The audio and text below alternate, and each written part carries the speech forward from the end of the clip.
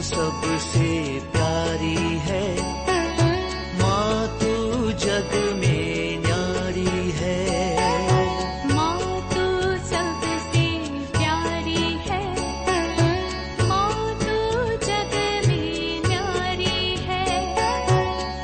अपने आंचल में रखना, अपने आंचल में रखना। हमें वरदानों से भरना। माँ तू सबसे प्यारी है, माँ तू जग में न्यारी है।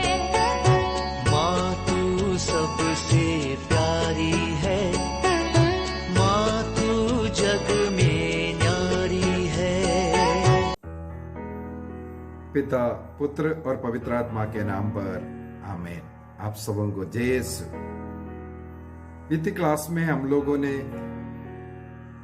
मनन चिंतन किया, यदि हम अपने घर में प्रभु का स्वागत करेंगे, प्रभु के साथ जीवन जिएंगे, प्रभु की आज्ञा के अनुसार परिवार एक साथ प्रार्थना भक्ति का जीवन जिएंगे, हमारा घर एक स्वर्ग बन जाएगा। आज का क्लास को मैं उसी पर और आगे बढ़ाना चाहूंगा। बीती क्लासों में हम लोग पवित्र यूक्रिस्तीय बलि के विषय में मनन चिंतन करते आए। पुराने विधान के बलियों और नए विधान के बलि, और पिछले क्लास में वो बलि अर्पित करने वाला परिवार, यूक्रिस्तीय परिवार, वो यूक्रिस्तीय परिवार कैसे जीना है, अपने घर को कैसे स्वर्ग बना सकता है, इस पर मनन चिंतन किया था। तो हम लोग अभी पवित्र परिवार के विषय में थोड़ा मनन चिंतन करते हुए जाएंगे। घर को कैसे स्वर्ग बनाए रखना है, हमारे घर में क्या क्या प्रॉब्लम है, विवाह संस्कार क्या है, विवाह संस्कार के अंदर क्या क्या प्रॉब्लम हो रहा है, पति पत्नी का जीवन में क्या तकलीफें हो रहा है, घर नरक जैसे कैसे बन रहा है, आदि आदि विषयों पर हम लोग आने वाले कुछ क्लासों में मन चिंतन करने जा रहे हैं। तो मेरे मन में बार बार ये प्रेरणा आ रहा है, आपसे अनुरोध करूं, यो आने वाले क्लास को आप परिवार मिलकर के देखिए। यदि आपके पास स्मार्ट टीवी है, आजकल अधिकतर घरों में स्मार्ट टीवियां हैं। यदि आपके घर में स्मार्ट टीवी है, इस वीडियो को आप स्मार्ट टीवी में देखिए ताकि परिवार मिलकर के बैठ कर के देख सके। परिवार के हर एक व्यक्ति के लिए कुछ न कुछ जीवन में परिवर्तन लाने का क्लास होगा, और इसको अच्छी तरह सारे क्लास आप देखेंगे, मेरा विश्वास है ईश्वर आपके जीवन को परिवर्तित करेगा। और परिवार में सब मिलकर के देखेंगे, तभी मिलकर के कुछ ना कुछ निर्णय कर सकते हैं। कई बार पत्नियां आते हैं काउंसलिंग के लिए, अपने पति के शिकायत करते, वो दारू पीता है, वैसा है वैसे है, अन्यथा अपने बच्चों के विषय में। मैं तुरंत सवाल करता हूं, आपका पति कहाँ है, आपका बच्चा कहाँ है? यदि आप पति के बगैर आया है, आप मेरे पास शिकायतें बता रहे हैं, उसका कोई सॉल्यूशन मैं नहीं दे सकता।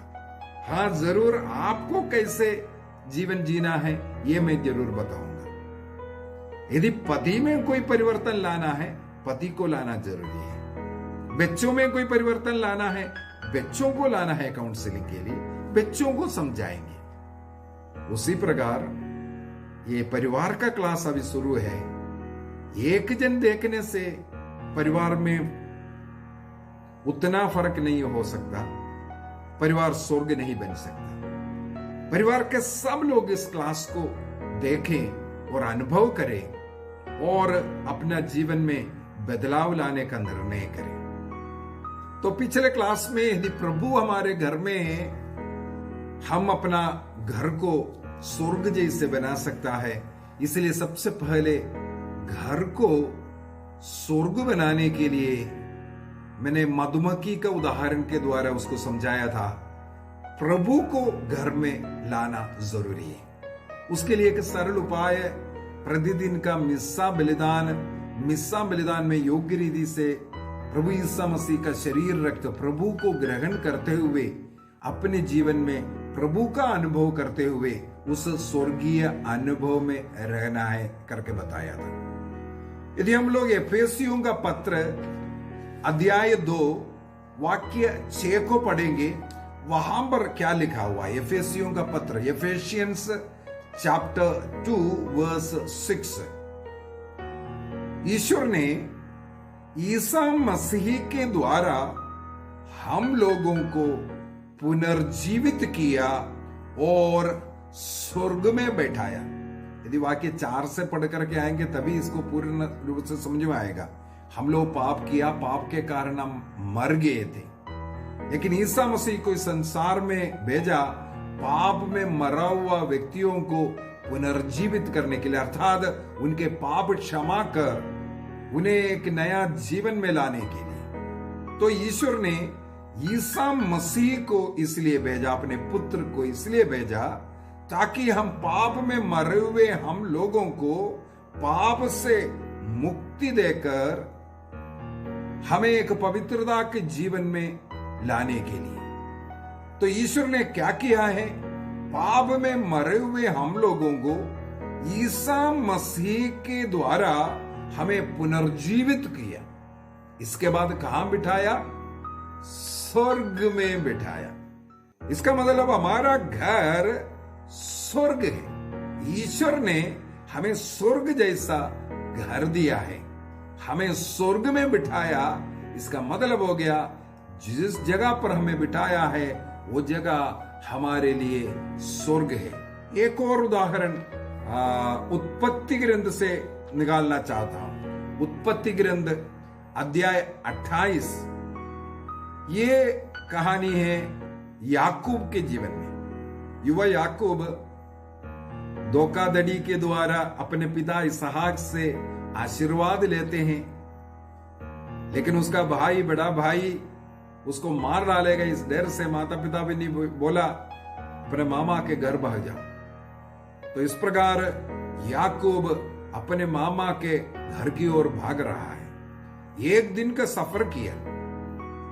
हम लोग उत्पत्ति ग्रंथ अध्याय 28 वाक्य 10 से इस घटना को पढ़ सकते हैं। Genesis chapter 28 verse 10 ऑनवर्स।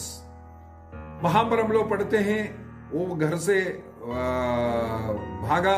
इसके बाद वो ऐसे एक स्थान पर पहुंचा, एक तीर्थ स्थान पर पहुंचा। शाम हो गया था, इसलिए एक तीर्थ स्थान पहुंच करके एक जगह ढूंढा। उस जगह पर मैदान होगा, वहां पर वो लेट गया क्योंकि थका हुआ था। इसके बाद वहां पर पत्थरों को देखा। एक पत्थर उठा करके अपने सिरौना बना करके वो वहां लेट गया, वो सो गया। सोते ही उसको एक दर्शन मिलता है। क्या दर्शन था? एक सीढ़ी धरती पर रखा हुआ है, उसको दूसरी छोर आकाश की ओर, आकाश में था, और उस सीढ़ी से स्वर्गदूत उतर रहा था और चढ़ता हुआ देखा। और ईश्वर स्वयं उसके बगल में आकर के खड़े हो गए और उससे बातें करने लगे। वो जगह देने के विषय में, उसके जिंदगी में क्या होना है उसके विषय में सब बता दिया।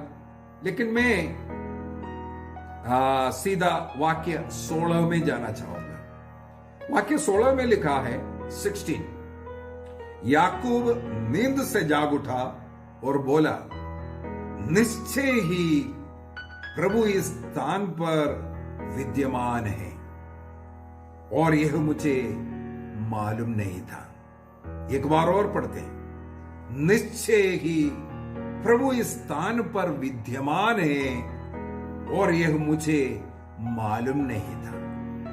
निश्चय ही प्रभु हमारे घर में विद्यमान है, लेकिन यह हमें मालूम नहीं है, हम उसका अनुभव नहीं करते। इसलिए स्वर्ग जैसे घर को हम लोग नरक बना कर रखा है। ईश्वर को भूल करके हम जीवन जी रहा है। हमारे जीवन में ईश्वर का अनुभव की कमी है। यहां पर याकूब कहते हैं ये मुझे मालूम नहीं था। ईश्वर यहां पर विद्यमान है। जिस जगह पर मैं रहता हूं, जिस जगह पर मैं सोता हूं, उस जगह पर ईश्वर का उपस्थिति है। लोग सोचते हैं ये स्वर्ग राज्य क्या है। इसके विषय में संत पौलुस हमें सिखाते हैं। रोमियों का पत्र अध्याय 14 वाक्य 17 में, रोमन्स चैप्टर 14 वर्स 17, वहां पर स्वर्ग राज्य क्या है इसके विषय में लिखा है। वाक्य 17, रोमन्स चैप्टर 14 वर्स 17, ईश्वर का राज्य अर्थात स्वर्ग राज्य खाने पीने का नहीं, बल्कि वह न्याय, शांति और पवित्र आत्मा द्वारा प्रदत्त आनंद का विषय है। खाने पीने का नहीं अर्थात इस संसारिक चीजें, कितना धन है, कौन सी नौकरी है, क्या है, कितना बड़ा घर है, क्या गाड़ी है, ये सब हम लोग देखते हैं। अरे उसमें बहुत आशीष मिला है। ये गलत धारणा है। पैसा, धन, नौकरी, इन दुनियाई चीजों को परख करके स्वर्ग राज्य का अनुभव आप नहीं कर सकते।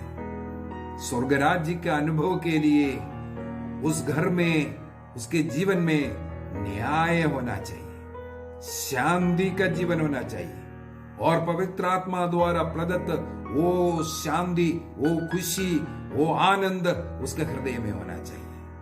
जिस घर में खुशी नहीं, आनंद नहीं, वो घर स्वर्ग कैसे हो सकता है। एक घटना मुझे मालूम है। किसी व्यक्ति सरकारी नौकरी पर है, गलत धन बहुत कमाया, कोई सरकारी बहुत बड़ा अधिकारी था।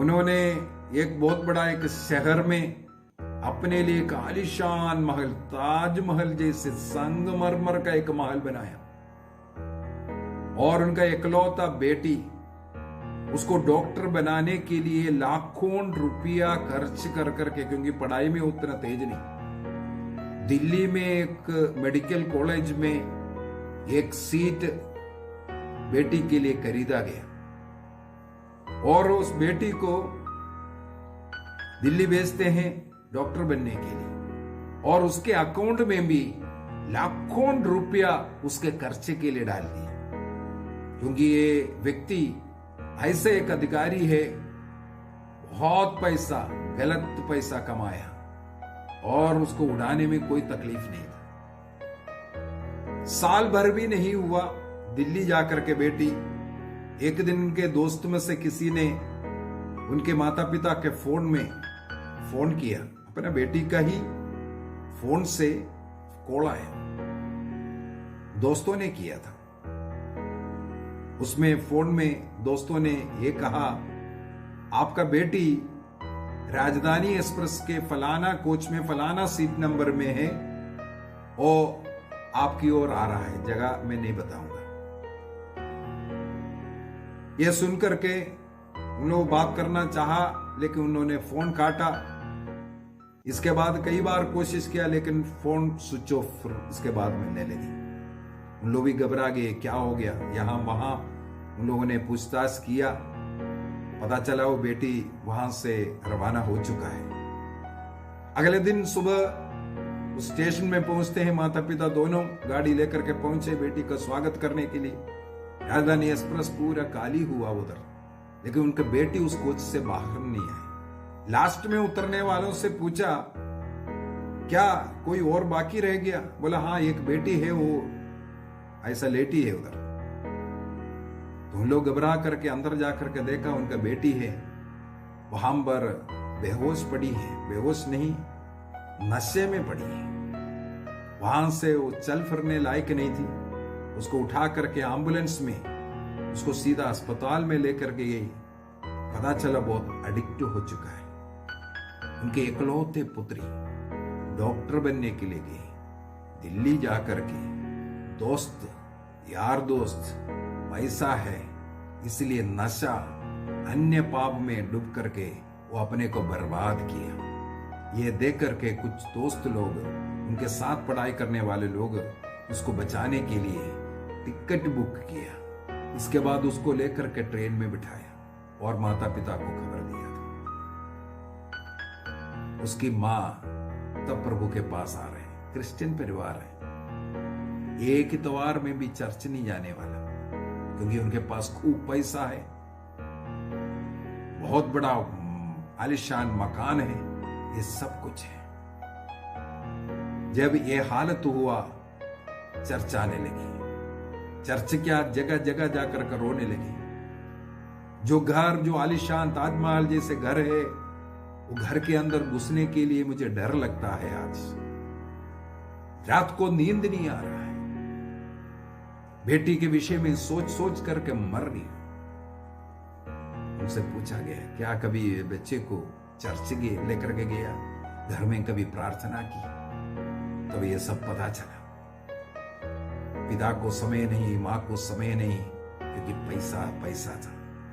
तो ये पैसा घर को कभी स्वर्ग नहीं बना सकता। ईश्वर स्वर्ग बनाता है। खाने के लिए केवल एक रोटी होगा, भूखा होगा, लेकिन उस घर में भी यदि शांति है, प्रेम है, वहां स्वर्ग बना सकता है। तो यहां इसलिए संत पौलुस कहते हैं, स्वर्ग राज्य का मतलब खाने पीने की बात नहीं है, वह न्याय, शांति और पवित्र आत्मा से मिलने वाला उस आनंद का विषय है।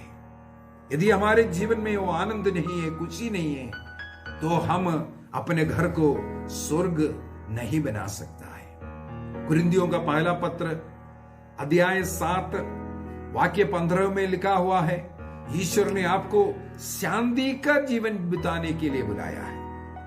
आपको एक घर दिया है, स्वर्ग में बिठाया है, वहां पर आप शांति, प्रेम, आनंद का जीवन जिएंगे, तब वो घर स्वर्ग कहलाएगा। आपस में झगड़ा, नफरत है, प्रार्थना नहीं है, चर्च नहीं है, ईश्वर नहीं है, केवल धन, पैसा, अन्य चीजों पर मन है, वो घर धीरे धीरे नरक बनेगा। हम लोग यदि अपने घर के विषय में आज किस स्थिति में है, इसके विषय में अगर हम मनन चिंतन करेंगे, तब हमें पता चलेगा हमें कहां पर क्या परिवर्तन करना है। किसी किसी के घर में जाइए, माता पिता, बच्चे सब गंदी गंदी बातें, गालियां दे करके बातें करते हो। आपस में भी आप बेटे से बात करेगा, गालियां देते हो, बेटा बात करेगा, गालियां दे करके, गालियां, लड़ाई झगड़ा, गंदी बातें, दूसरों की बुराई, निंदा, पड़ोसियों के साथ लड़ाई झगड़ा, इस प्रकार का पारिवारिक जीवन जीने वाला है। क्या ये एक बाजार जैसा घर नहीं है? एक बाजार जाएंगे, वहां लड़ाई झगड़ा होगा, हल्ला बुल्ला होगा, गालियां होंगे, ऐसे ऐसा जिंदगी जीने वाला परिवार, घर को बाजार बनाकर रखने वाला लोग। कई लोगों के घर में दारू बनाता है, कई घरों में दारू बेचता है और स्वयं भी पीते हैं। घर को बार बनाकर रखा है, दारू का अड्डा बनाकर रखा है। वो घर कहां स्वर्ग बनेगा? घर में नशीली वस्तुओं को लाते हैं, घर में बैठ करके पीते हैं। मुझे मालूम है कई ऐसा परिवार जिस घर में बैठ करके दारू पीते हैं, बर्बाद हुआ घर। एक और इंसिडेंट मुझे याद आ रहा है। एक ऐसा पिता अपने दोस्त के साथ रोज घर आते हैं, घर में बैठ करके दारू पीते। उस दोस्त का नजर उस घर के मां के ऊपर है। एक दिन उस दोस्त ने क्या किया, जो घरवाला, जो आदमी है, उसको नशे के अंदर सोने का कुछ डाल करके, नींद आना चाहिए, नींद का गोली कुछ डाल करके पिलाया।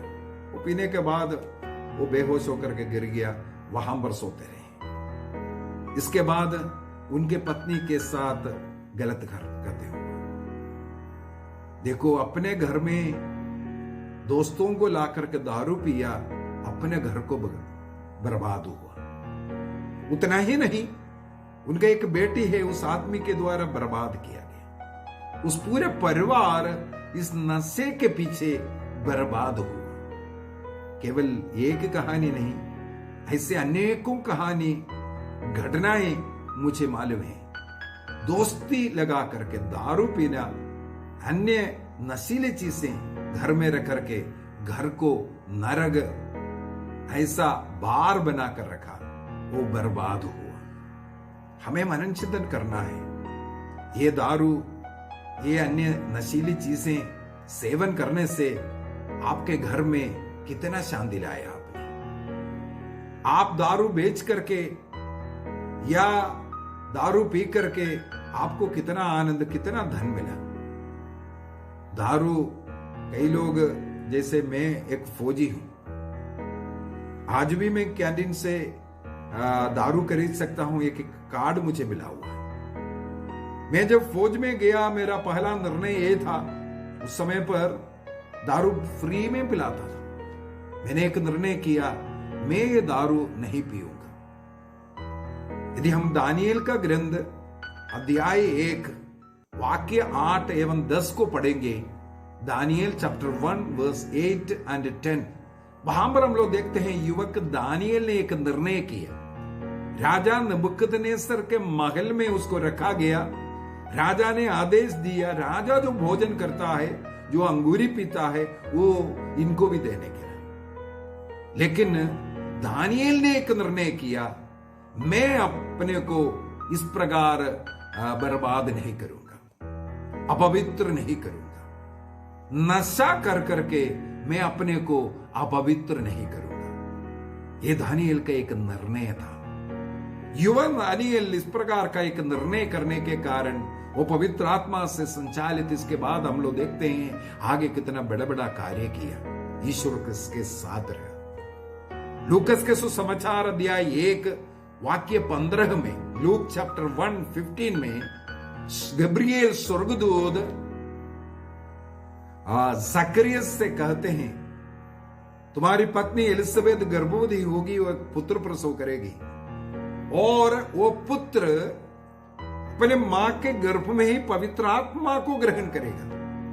वो अंकुरी नहीं पिएगा, क्योंकि वो महान व्यक्ति होगा। अर्थात महान व्यक्ति, ईश्वर के नजर में महान व्यक्ति वो है जो अंगूरी नहीं पीते, दारू नहीं पीते।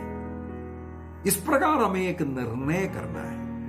हमारे परिवार में ऐसा कोई नशा नहीं लाएंगे, हमारे परिवार में बैठ करके कोई नशा नहीं करेंगे। इसी प्रकार एक घर में हम लोग गए, हमारा एक परिचित का परिवार। जब हम लोग उस घर में पहुंचा, उन्हें देखा एक एक आदमी उधर आ रहा है, घंटी बजा रहे हैं। उस घर का माँ जाकर के दरवाजा खोल रहा है, क्योंकि उस घर का जो पिता है उस समय पर नहा रहा था। हम लोग भी जब गए, वो नहा रहा था। तो हम लोग जाकर के बैठते ही पीछे पीछे एक आदमी और आया, घंटी बजा। वो माँ गए, दरवाजा खोल करके देखा, थोड़ा मुस्कुराए, दरवाजा खोल करके दिया। वो अंदर आया, चुपचाप अंदर के कमरा में गया। थोड़ी देर के बाद फिर से एक घंटी और आया। ऐसे 3-4 लोग लगातार ठंग ठंग बजाना, और वो माँ आकर के दरवाजा खोलना, वो अंदर के कमरे में चुपचाप चले जाना, हमारी और भी नहीं देखते हैं ऐसा। तो मेरा एक भाई था हमारे साथ, हमने उनके साथ उस घर में गया था। भाई मेरे इशारा करके पूछ रहा था क्या है, मुझे भी समझ में नहीं आ रहा था। लेकिन बाद में पता चला उस घर में वो पिता दोस्तों के साथ बैठ करके रोज ताश खेलते। ताश खेलने के समय पर हम लोग पहुंचा था, तो लोग एक एक आकर के ताश खेलने के लिए। उनके घर में ताश खेलने के कारण उनका केवल एकलौता पुत्र, एक ही पुत्र है, उनका बच्चे भी हैं। ये पिता के इस स्वभाव के कारण वो पुत्र इस घर में नहीं आते। वो जहां नौकरी करते हैं वहां रहने, बोला हम इस घर में नहीं आ सकता क्योंकि हमारा बच्चा ये देखेगा बोल कर। देखिए, किसी किसी का आदत है, चाहे ताश खेलने का हो, चाहे दारू पीने का या अन्य कुछ भी हो, परिवार को, घर को नरक बनाएगा। वहां पर जो शांति, प्रेम, भाईचारा होना है उसको नष्ट कर देगा। इसलिए हमें निर्णय करना है ऐसा कोई भी चीज हमारे घर पर ना हो। कोई घर में उठते ही टीवी चालू है, पिक्चर चालू है। सुबह सुबह मैं चर्च जाते वक्त मैं देखता हूं सड़क के दोनों साइड में कई घरों में पिक्चर का आवाज आता है, नहीं तो फिल्म गीत का आवाज आते हैं। कोई सुबह सुबह से ही पिक्चर देखने में, अन्य जो नाटक वगैरह देखने में बहुत इंटरेस्ट रखते हैं, उड़ते ही हो। अन्यथा कई लोगों को आजकल है मोबाइल है, फेसबुक हो गया, व्हाट्सएप हो गया, अन्य चीजें हो गया, बेड में लेटे लेटे इसी की ओर आकर्षित। थोड़ा सा प्रार्थना करने का, थोड़ा सा बाइबल पढ़ने का, प्रभु का नाम लेने का, थोड़ा चर्च जाने का विचार नहीं, बल्कि उनको सुबह सुबह फेसबुक देखना है, अन्य चीजें देखना है, टीवी ऑन करना है। घर में हमेशा सीरियल चल रहा है, फिल्म चल रहा है, क्रिकेट चल रहा है, ऐसी चीजें। उनको प्रार्थना का समय नहीं। अर्थात घर को एक थिएटर बनाकर रखा है, घर में प्रार्थना का अवसर नहीं। तो इस प्रकार हम अपने घर को, स्वर्ग को नरक बनाता है। हम लोगों को सोचने की जरूरत है, हम इस प्रकार कितना प्रभु से दूर जा चुका है। हमें प्रभु के पास आना है। हम अपने घर को, अपने जीवन को कैसे नष्ट किया है। हमारे मन को थोड़ा सा हम लोगों को परख कर देखने की जरूरत है। क्या मेरे जीवन में किस चीज को मैंने ज्यादा महत्व दिया है? क्या मेरा उस आदत मेरे घर को कहीं नरक तो नहीं बना रहा है? मेरे घर में प्रभु का स्थान कितना है, इसको हमें देखना है। यदि हम मार्कुस का सुसमाचार उसके अध्याय 5 को पढ़ेंगे, वहां पर एक युवक के विषय में लिखा हुआ है। मार्कुस का सुसमाचार, मार्क चैप्टर 5 वर्स 1 ऑनवर्स, यदि हम लोग देखते हैं, पढ़ेंगे, वहां पर ऐसे एक युवक के विषय में लिखा हुआ है जो हमेशा मकबरे में रहता है। हम में से कोई मकबरे के पास भी जाना पसंद नहीं करेंगे। मकबरा मुर्दों को दफनाने वाला जगह है। ऐसे जगह के पास भी हम लोग जाना नहीं चाहेंगे। लेकिन यहां पर लिखा हुआ है, वाक्य 2 में, एक अपदूतग्रस्त मनुष्य मकबरों से निकल करके ईसा मसीह के पास आया। इसके बाद लिखा है, वह मकबरों में रहा करता था।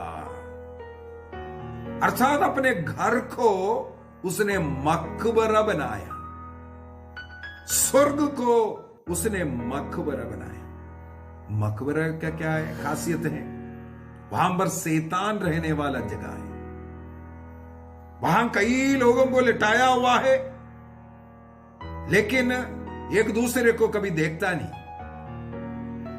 एक दूसरे के साथ संबंध नहीं। परिवार में कई लोग रहते हैं, एक दूसरे से बातचीत नहीं। एक घर के अंदर ही एक छत के नीचे रह रहा है, यदि आपस में बातचीत नहीं, लड़ाई झगड़ा है, एक दूसरे का ख्याल नहीं रखता, एक दूसरे का आदर सम्मान नहीं, ऐसे व्यक्ति इस मनुष्य के समान घर को मकबरा बनाता है। यदि हम लोग इस मनुष्य के जीवन के बारे में थोड़ा पढ़ेंगे, हम लोग किस प्रकार हमारे घर को नाश किया, इसके विषय में मनन चिंतन कर सकता है। 2-3 पॉइंट हम लोग उसके जिंदगी से उठाते हैं। किस प्रकार इस व्यक्ति ने अपने घर को मकबर जैसे बनाया। यहां लिखा है, ईसा मसीह उसके पास गया और ईसा मसीह को देखकर वो दंडवत भी करने लगे। लेकिन इसका कुछ स्वभाव इस बाइबल के अंदर लिख कर रखा हुआ है। सबसे पहले लिखा हुआ है, उसे अब कोई जंजीर से भी नहीं बांधा पाता, क्योंकि वह बारंबार भेड़ियों और जंजीरों से बांधा गया था, किंतु उसने जंजीरों को तोड़ डाला और भेड़ियों को टुकड़े टुकड़े कर दिया था। अब उसे कोई जंजीरों में बांध नहीं सकता, ऐसा हालत हो गया। वो जंजीरों को, वो भेड़ियों को तोड़ने वाला बना। ये जंजीर क्या है, ये भेड़ियां क्या है? ईश्वर का नियम कानून, परिवार का कुछ नियम कानून, देश का कुछ नियम कानून, कलीसिया का कुछ नियम कानून, यही तो बेड़ियां और जंजीर है। हम लोग अय्यूब का ग्रंथ अध्याय 1 वाक्य 10 में पढ़ते हैं, ईश्वर अय्यूब के चारों तरफ, घर के चारों तरफ, सब वस्तुओं के चारों तरफ घेरा लगा करके उन्हें संभालता था। ये तो जंजीर है। ईश्वर के इच्छा के अनुसार चलना, ईश्वर के नियम के अनुसार चलना, इस जंजीर में हमें रहना अच्छा है। लेकिन यह व्यक्ति कुछ भी नहीं मानने वाला है, जंजीरों को तोड़ने वाला, नियम कानूनों को तोड़ने वाला, ईश्वर की इच्छा के विपरीत चलने वाला, प्रार्थना नहीं करने वाला, चर्च नहीं जाने वाला, पाप स्वीकार नहीं करने वाला, अपने मनमर्जी से चलने वाला, ऐसा व्यक्ति जब बना, ये मकबराबासी बना। कई लोग इस प्रकार चलते हैं, माता पिता का कहना नहीं मानते, केवल खाने सोने घर आएगा, बाकी दोस्तों के साथ घूमता है। होटल बनाया घर को, होटल खाने के लिए और सोने के लिए होता है, घर को होटल नहीं बनाना। माता पिता के अधीन रह करके संतान नहीं बढ़ती, दोस्तों के साथ घूमना, नियम कानून के अनुसार जीवन नहीं जीना। लूकस के सुसमाचार अध्याय 8 वाक्य 27 में, लूक चैप्टर 8:27 में इस व्यक्ति के विषय में लिखा है, ये नंगा रहता था, कपड़ा नहीं पहनता था। क्या नंगापन है? इसके विषय में अगर हम सोचें, हमारा जो वस्त्र धारण, योग्य वस्त्र धारण नहीं करना, नग्नता को प्रदर्शित करते हुए हम जीवन जीना। एक बार मैं ट्रेन से सफर कर रहा था, एक प्रोग्राम के लिए झारखंड रांची गया था, वहां से मुझे दिल्ली होते हुए पंजाब जाना था। तो झारखंड से रांची से दिल्ली जाने वाला उस ट्रेन की एक घटना बताता हूं। उस ट्रेन में जहां मैं बैठने के लिए मुझे सीट था, मेरे अलावा बाकी सब सीट एक ही परिवार के लोग 10-12 लोग हैं, इकट्ठा दिल्ली में कहीं शादी के लिए जा रहा था। वो भी एक कैथोलिक परिवार था, इसलिए हम लोग बातें करते हुए, प्रार्थना करते हुए हम लोग सफर किया। पहली रात जो प्रार्थना वगैरह करने के बाद काफी बातचीत, उन लोग का काफी चीजें मेरे से सवाल कर रहे थे, उनके पास छोटे छोटे बच्चे थे, उनको भी कई चीजें मुझे सिखाने का अवसर मिला। हम लोग रात्रि सोने के बाद सुबह उठ करके देखा, ट्रेन 5-6 घंटा लेट था। उस समय भी हम लोग इसी वजह से कई चीजें सिखा रहे थे, बच्चों में कई डाउट था, वो सब क्लियर करते, बड़े आनंद के साथ हम लोग जा रहे थे। दिल्ली पहुंचने वाला था। उस समय पर उनकी मम्मी, एक छोटी सी बेटी है, 4-5 साल नहीं है, उससे नीचे एक बच्चे हैं, उससे कहा अच्छा कपड़ा पहनाते हैं, अभी हम लोग उतरने वाले हैं बोल करके वो बच्चे को जो फ्रॉक बनाया था वो फ्रॉक उतार दिया, दूसरा एक नया कपड़ा लेकर रखे। फ्रॉक उतारते हुए बच्चा बहुत जोर से रोना शुरू किया। वो सब सोचा वो उतारते वक्त बच्चे को कहीं लग गया। वो माँ भी पूछने लगे, बेटी बेटी क्या हो गया, अपने सीने में लगा करके वो पूछने लगे, लेकिन बेटी इतना जोर से चिल्ला रहे। इसके बाद थोड़ी देर के बाद बार बार पूछने पर बोला, अंकल ने देखा। और मम्मी के चेहरे पर वो मारने लगे, कपड़ा क्यों उतारा? अंकल ने देखा। वो तब पता चला मेरे सामने उस बच्चे का कपड़ा उतारा, इसी वजह से उसको लज्जा आ गई और वो इसलिए रो रही थी और वो माँ को मार रहे थे, क्यों ऐसा कपड़ा उतारा? मैंने फिर झूठ मूठ बोला, नहीं नहीं बेटे मैंने आंख बंद किया था, मैंने कुछ नहीं देखा, ऐसे ऐसे कर करके बोलने लगे। लेकिन वो बच्चा मानने के लिए तैयार है।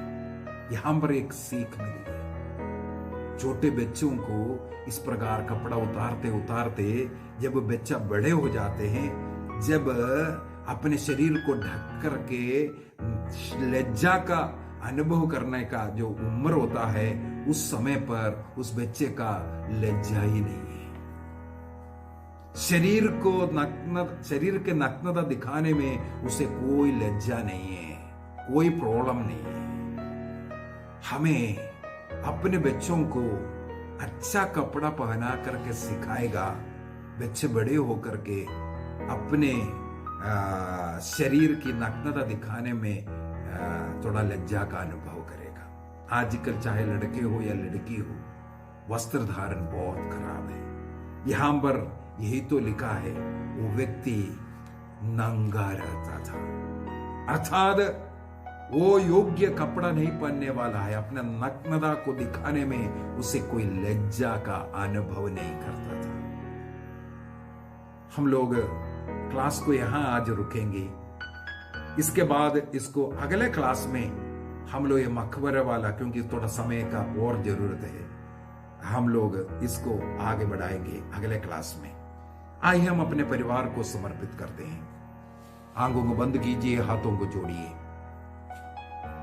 प्रभु ने हमें ईसा मसीह के द्वारा स्वर्ग में बिठाया है।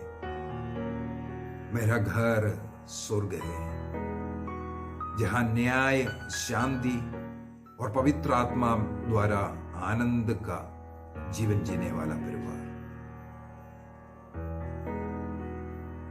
जिस प्रकार याकूब ने स्वप्न देखा, मुझे मालूम नहीं था, यहां ईश्वर सचमुच विद्यमान है।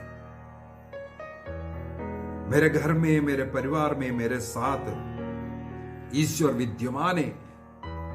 इसका ज्ञानदा मुझे शराबी बना रहा है। मेरे घर को मैं दारू का अड्डा बनाया, मेरे घर को मैं बाजार जैसे बनाया, मेरे घर को मैं होटल जैसे बनाया, मेरे घर को मैं जैसे फिल्म थिएटर जैसे बनाया, दोस्तों को आने जाने का, खेल कूद का ऐसा ऐसा जगह बनाया। प्रभु से माफी मांगिए। मेरे घर को स्वर्ग बनाने के लिए क्या परिवर्तन करना है, निर्णय कीजिए। प्रभु को बुलाइए, अपने घर में बुलाइए, अपने जीवन में बुलाइए, प्रार्थना करें। आइए प्रभु, इस घर का तुम आश्रय बन जा, यीशु मरियम यूसुफ पिता, हमारे घर के आंगन में पावन क्रूस लगा देना। इस घर का तुम आश्रय बन जा, यीशु मरियम यूसुफ पिता, हमारे घर के आंगन में पावन क्रूस लगा देना। इस घर का तुम आश्रय बन जा, पहरा देने चारों ओर स्वर्गदूतों को लगा देना। घर के कोने कोने में तुम रक्षा स्तंभ लगा देना, पहरा देने चारों ओर स्वर्गदूतों को लगा देना। घर के कोने कोने में तुम रक्षा स्तंभ लगा देना। शैतान के सब बंदों से हम दुर्बलों को तुम बचा ले घर का तुम आश्रय बन जा। यीशु मरियम यूसुफ पिता हमारे घर के आंगन में पावन क्रूस लगा देना। इस घर का तुम आश्रय बन जा। पिता, पुत्र और पवित्र आत्मा के नाम पर आमीन। आप सबों को जय यीशु।